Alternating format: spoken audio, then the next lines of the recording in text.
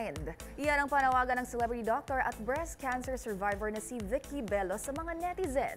Kasunod ito na mga natanggap niyang insensitive comments tungkol sa kanyang dibdib. Narito ang aking showbiz report. Pinaliwanagan na ng celebrity doctor at breast cancer survivor na si Vicky Bello ang mga netizen na pinupuna ang kanyang dibdib. Partikular na ang mga nagsasabing hindi raw pantay ang kanyang hinaharap.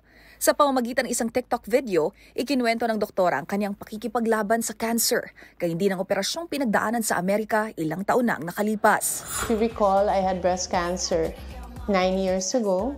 And my tumor was actually this big, 5 centimeters by 7 on my left breast. And they took out the tumor. Pagdedetalye pa ni Dr. Bello, 3 lymph nodes din ang tinanggal sa bahagi ng kanyang underarm kung kaya't may parting mas malalim. Sa huli, pakiusap ito sa publiko, please be kind. Please be kind na lang.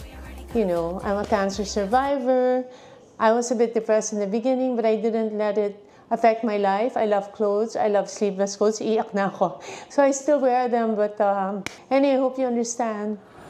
Maraming netizens naman ang nagtanggol kay Dr. Bello at pinaalalahanan din ng iba pagdating sa pagbibitaw ng insensitive comments.